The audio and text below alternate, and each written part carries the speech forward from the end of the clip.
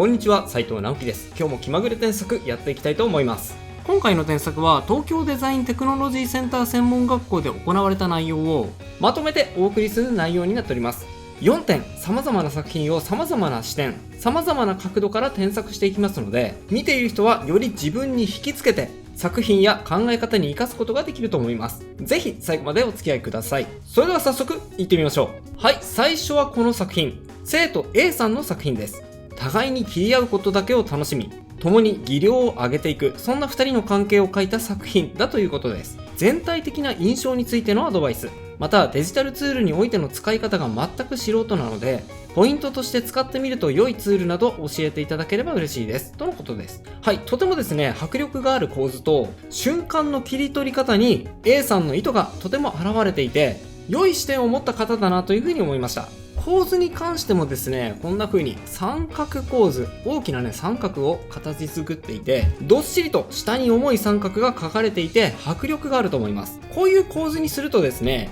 重量感がある印象になりますので、効果音をつけるとドドンみたいな感じなので、そういった意図通りの作戦通りの絵作りができているところも、この A さんの勉強熱心さを感じることができると思います。ただですね、あえてこのイラストの弱点を挙げるとすると、絵を描いている僕には A さんの意図が伝わってくるんですが、絵を描いていない人からすると、まだその意図が伝わってこない弱さがあると思うんですよ。その弱さを解決するためには、もっともっとオーバーに分かりやすく、見ている人にこれでもかっていうぐらいアピールする必要があると思います。じゃあどうするのかっていうと、こうします。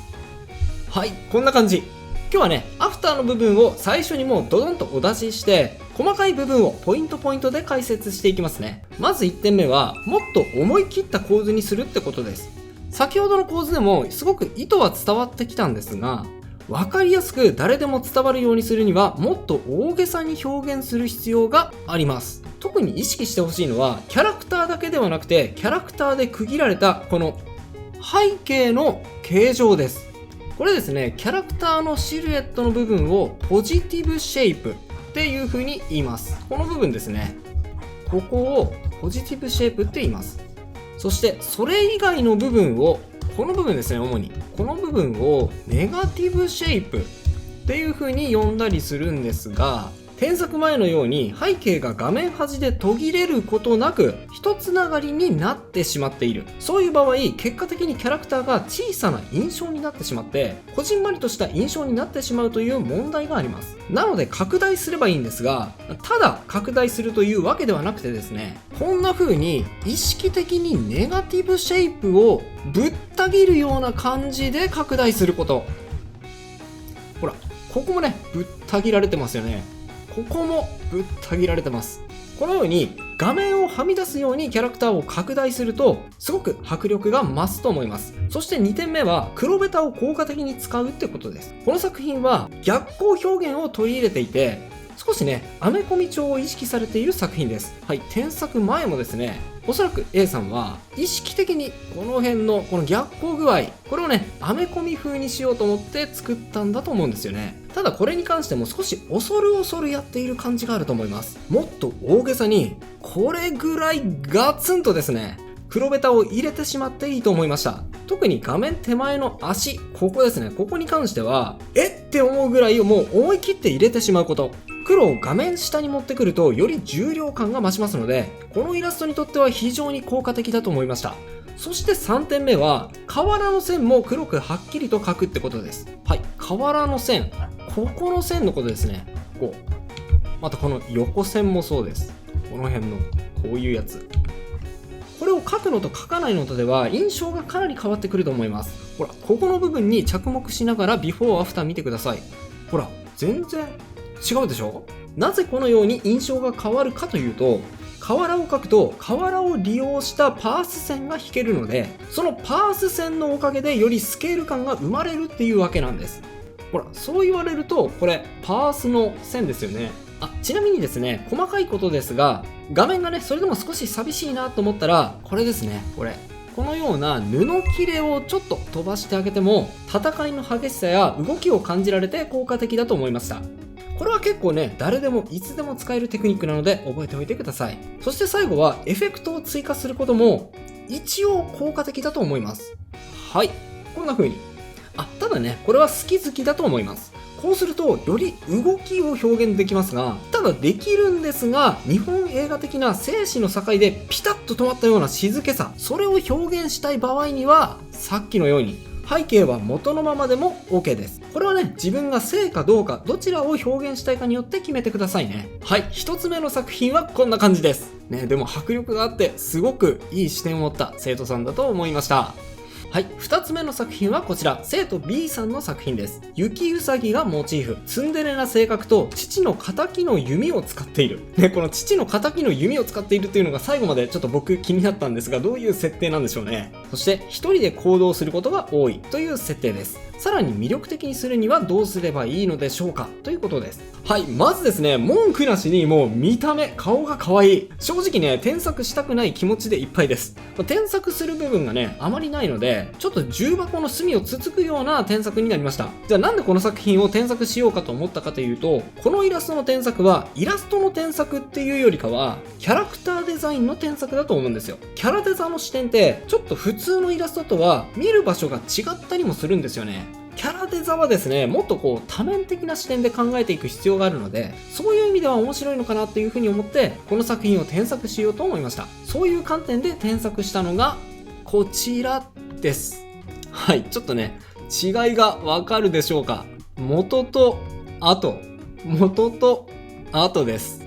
もうね、微妙な変化なんですが、解説していきます。はい、1点目は背中のアローホルダーの位置が逆なのかなっていうところです。はい、この子はですね、右手で弓を持っているので、右手で弓を持って左手で矢を引くタイプだと思いましたが、もしそうだった場合はアローホルダーの位置が逆じゃないのかなっていうふうに思いました。はい、こっちでね、弓持っていて、こっちにもね、アローホルダーがあったらこっちの手で取れませんよね。なので、このアローホルダーをこっちに持ってくる必要があると思います。ただですね、ちょっとこれ微妙で、調べてみると西洋弓には左利き用の弓が存在しているけど、日本の和弓には左利き用は存在していなくて、弓を左手で持って右手で構えるのが普通ということなので、そのあたりはね、注意が必要です。この場合ですね、弓をたまたま右腕で持っているだけで、このままですね、左手に持ち替えれば全く問題ないため、それだけの話かもしれません。一応ね、弓道警察対策が必要ということだけ頭の片隅に置いていただければと思います。結構ね、指摘されちゃいますからね。そして2点目は、もし左利きだった場合、アローホルダーがこっちの場合ですね。こっちの場合には、髪の毛のワンサイドアップ、この縦巻きロールもこっち側に移動した方がいいと思います。はい、なぜなら、弓を持つ時に縦巻きロールの髪の毛が邪魔になって引っかかってしまうからです。矢を取る時にね、こう絡み合っちゃいますよね。そして3点目は、耳がウサ耳なのか、あるいは猫なのかクマなのか、ちょっとね、元のイラストだと判別しにくい形状をしていたので、ウサギであることを記号的に分かりやすくした方が良いかもしれないなというふうに思いました。このね、シルエット問題については、漫画の場合はそんなに気にしなくてもいいんですが、ゲームのキャラクターの場合には特に他のコンテンツ以上にシルエットを分かりやすくするのはとても有効だと思います。あとですね、細かいんですが、サイドのね、このウサギ型のアクセサリー、これがね、非常に可愛いんですけど、こう上の耳もあって、そしてここにも耳がある。多分ね、こっちにも同じようなものがついていて耳があると思うんですよ。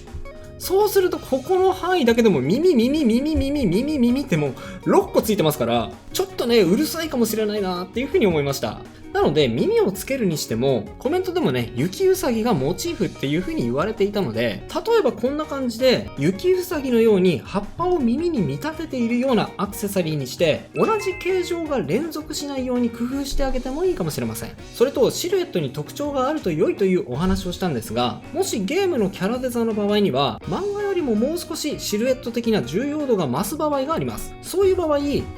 このね、腕のモコモコですね。こういうモコモコを外側に足してあげて、さらにシルエットに特徴を持たせてあげると、遠目で見た時に印象的なシルエットが強調されてよりベタです。はい、結構ね、細かいですけど、ちょっとね、引っかかりができますよね。そしてここでさらに補足なんですが、この髪型のワンサイドアップの構造としてですね、現状の見た目が僕としても一番可愛いと思うので無理に変える必要はないと思うんですが、一応補足として聞いてください。ワンサイドアップもしくはツーサイドアップの場合、この補足画像のようにこのサイドヘアをぐいっと上に持ってきてここで束ねて、そしてこっから垂らすみたいなのがね、ツーサイドアップもしくはワンサイドアップらしいんですが、僕はねこんなに髪がないので実際にやったことがなくて想像しにくい部分なんですが、どうやらねこういうことらしいです。それを考えると元々のデザインはサイドヘアもあって、なおかつここにワンサイドアップにもなっているので、構造的には少し無理があるといえば無理がある絵になっているっていうことなんですね。ちょっとね細かいですよね。でもね、この縦巻きロールが付け毛だったり、あるいはめちゃくちゃ毛量があるタイプっていう想定であれば物理的には実現可能ではあると思うので、そんなに気にする必要はないんですが、作者としてそのあたりが明確に説明できないと突っ込まれてあたふたするみたいなことにもなり得るので、この辺はね自分の中で明確化しておいて、これはこれでいいんです、こっちの方が可愛いじゃんと言えるようにしておくことが重要だと思います。でですね、一応やってみたのがこの絵です。今言ったことを反映するとこうなりますね。でね、一応サイドヘアで束ねているので、この部分隠さないと耳が見えてしまいます。なのでサイドのアクセサリーを変更してこんな風にモコモコの耳当てにしてみました。同時に人間の耳が見えていても、この子はこういうタイプのフレンズなんだよっていう風に言えば済むかもしれません。でもね、整合性重視で見た目を直してみましたが、やっぱりですね、さっきのサイドヘアもあって、そして縦巻きロールもついているっていう方が可愛さは上だと思うので、僕だったら無理やりにでもこの見た目を採用してしまうかもしれないです。僕からの無理やりなフィードバックは以上です。本当に可愛いのであまり気にせずにこのタッチのまま続けていってほしいですね。最高です。そして次、生徒 C さんの作品です。韓流の女騎士さん。魔法や剣のファンタジーの世界で意味ことされる片角、片翼の半人半竜の女性です。竜の莫大な魔力と力を持っているが、器が人間なので力を使いすぎると燃え尽きてしまう。竜からは竜の出来損ない、人からは人のなり損ないとされて意味嫌われている。物語で考えると主人公の上司オア、師匠という感じ。性格は見た目とは裏腹に怠惰、ガサツ、傲慢、口が悪く酒とタバコが大好きなダメ人間で、主人公を走らせたり家事をやらせたりこき使っている。こき使われたい。だが戦闘センスはずば抜けていて、竜の力をセーブしながら魔法と剣撃で相手を倒す。時には魔力で炎の翼を作り空を飛ぶことも可能。腕輪は力を出しすぎないように、イヤリングは魔力を出しすぎないようにつけている。本気になったら外すか壊すという設定だということです。とてもねかっこよくて可愛いイラストですよね。絵作りとしてもですね、この炎の大きな流れが考えられていたり、カビの大きな流れとか翼のこの構図の入り方でかなりねバランスを気にされて描かれている印象なので、絵的にねすごく美しい印象です。素晴らしいです。これも正直劇的に変化させる必要はないので微調整のような添削になるんですが、でも逆に言えばそこさえ意識できればもう一歩高みに登れるような、さらにね成長できるポイントだと思います。このイラストで特に意識してほしいのが、イラストの見せどころを意識したバランス調整をしてほしいっていう部分です。その調整を意識するとこうなります。こんな感じ。ビフォーアフター、ビフォーアフターですね。見せどころ考えてください。ポイント解説します。まずね、最初のポイントは剣の見やすさです。まずは剣なんですが、剣これですね。これで、その中でもここに注目してください。これです。よく見ると剣に魔力を流し込んで渦巻く炎のエフェクトをまとわせているのがこのイラストの見せどころの一つだと思うんですが、これねいくつかの要因でこれが見えにくくなってしまっているんですよね。そこがもったいない。その原因が大きく分けて4つありまして、1つ目は他の炎のインパクトが大きいので炎の渦が見えづらいってことです。ほら、このエフェクトとかこのエフェクトとかこのエフェクトとかですね、この炎のインパクトの方が剣の炎よりも印象が強いので、相対的に剣のエフェクトが弱く見えてしまっているんですよ。なので剣の周りからはこんな風に背景のエフェクトを避ける必要があると思います。それと2つ目はこの左手ですね。この左手が邪魔をして剣がどうなっているのか分かりづらいってことです。これに関してはね、左手がそもそもちょっと長すぎるので、長さを調整すれば剣が見やすくなるっていうことで解決すると思います。ほら、被らないようになりましたよね。これで剣が見やすくなりました。そして3つ目は剣のこの部分ですね。この部分。右手がね、剣の塚に手をかけているので、よく見ると剣だっていうことはわかるんですが、背景とこの同系色なのと、あと見えている範囲が狭いので、パッと見ではね、判別がつきにくいんですよ。剣だっていう風にね、ちょっとね、一瞬ではわからなかったんです。なので、若干右腕を上に上げて、剣の剣らしい部分、こういうパーツをですね、全部見えるようにしてあげる。こういう調整が必要だと思いました。ほら、ここが見えてるだけでね、剣だっていう風に一瞬で伝わりますよね。あとはちょっとこれも細かいんですが、この髪の毛ですね。この髪の毛が腕にかかっているので、それもちょっとね、何が書かれているのか判別を邪魔する要因になっているってことです。これの解決法としては単純で、手にかかっている髪の毛をもうグイッと上にどかして、腕と剣の形状を分離させてどうなっているのか分かりやすくするっていうこと。これでね、解決します。このように一つの目的を達成するために、いろいろな部分を微調整する必要が出てくる場合は多いです。この剣の問題を解決するだけで4つ今やりました。僕はね、絵をパズルに例えることが多いんですが、今の解説を聞いていただければ、絵がパズルみたいだっていうことは納得していただけるのではないでしょうか。そして2つ目のポイント、やっとね、2つ目です。2つ目のポイントは、炎の形状が細すぎて目線が散漫になりがちだということです。ほら、このエフェクトがね、結構細くて、それがね、等幅に分散していますよね。人間の目は明暗差が激しい部分に目線が行く習性があるんですが、この絵の中で背景の炎が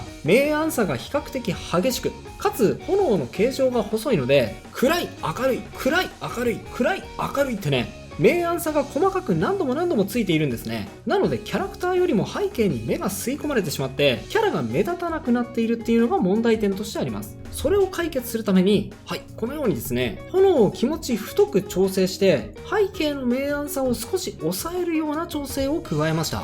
炎と炎の間を明るくしたっていうことです。そうすることによって、この一塊、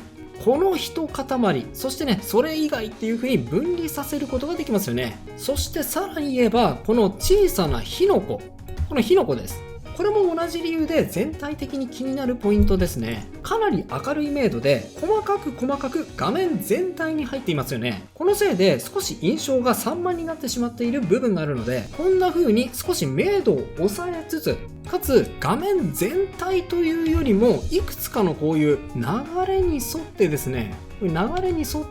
その範囲で配置してあげるのが効果的だと思います。さらにこれ気づくかな。こんな風に大きめのボケ足がついた火の粉も追加することで、ちょっとねリッチな感じも追加できると思います。これはね結構見落としがちなポイントだと思います。さっきの明暗差もこれで随分抑えることができますよね。あとはですね、顔の調整も少しだけやってます。顔の印象がこの状態では少し弱いような気がしたので、目線を顔に持ってくるためにまぶたに注目してください。まぶたを少しだけ濃く太くしました。顔に目線を持っていってあげるには、まぶたを太くするのはすごく有効です。気持ち太くしてあげるだけで随分印象が強くなりますでしょう。ほら。それとこの方は顔の形状が向かってちょっとこっちに広がりがちなのかなっていう風に感じました。この部分ですね、ここがね少し広めになりがちかなっていう風に思いました。これもねより自然になるように顔を少し傾けてあげることで違和感のないように変形を加えました。こういう癖はね誰にでもあると思いますね。で最後、これ結構重要なポイントなんですが、角の塗り方ですね。アップにして見てみましょう。これもねめちゃめちゃ細かいんですが、こういう蛇腹のように同じような模様が連続して現れる場合、こういうですね同じような塗り方を連続してやってしまうと、全体的に平坦でくどい印象になりやすいんですよ。なのでこのようにこっちは光が当たっている、こっちはねあんまり光が当たっていないみたいな感じで、あまり連続的にならないように工夫してあげるといいと思います。こっちの方がね引いた時に立体的に見えるんですよね。ほらこんな感じ。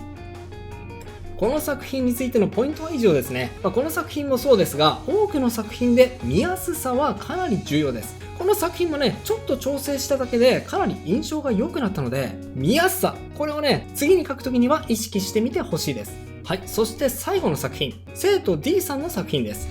3月になって梅が咲き始めたので、目白と梅をモチーフにした小さな女の子を制作しました。こだわったところは目白の毛並みと肌などの質感です。はい、ということで、これまたハイクオリティで、これね、1年生の作品らしいんですが、もう嘘やろ !1 年生って言いたくなりますよね。ご本人が言うように、目白の質感がすごく柔らかそうで、もう自分もね、もふもふってしたくなるような、そんなイラストです。よしよしよしよしってしたくなりますよね。まあ、比率的にね、ちょっとこう、ついばまれそうなので怖いですけどね。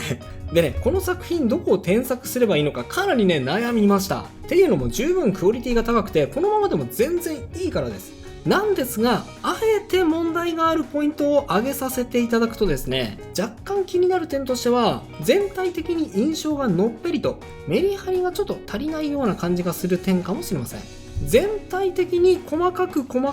込まれてあるがゆえに、そう見えてしまう部分がちょっとあるなというふうに感じました。これを解決するために、こんな風にしてみました。はい、ビフォー、アフター、ビフォー、アフター、こんな感じです。はい、ポイント解説していきます。一つ目はですね、見える範囲を狭めるっていうことです。このね、2人の見える範囲を狭めました。はい。言われてみれば分かりますよね。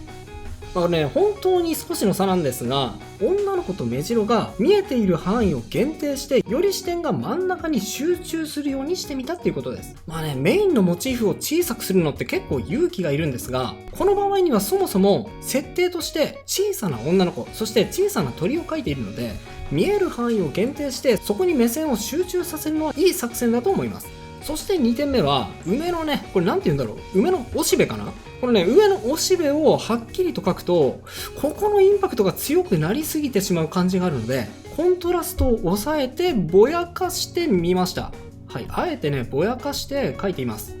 さっきの明暗対比と同じようなことを行っていますね。細かい明暗差がたくさんついてしまうと目線が奪われてしまうんですね。なのでその印象をできるだけ緩和するために取った工夫だと思ってください。あとこれは人にもよるんですが、背景の密度が高くて少し怖いかもしれないっていうことですね。この辺りです。この辺りもそうですね。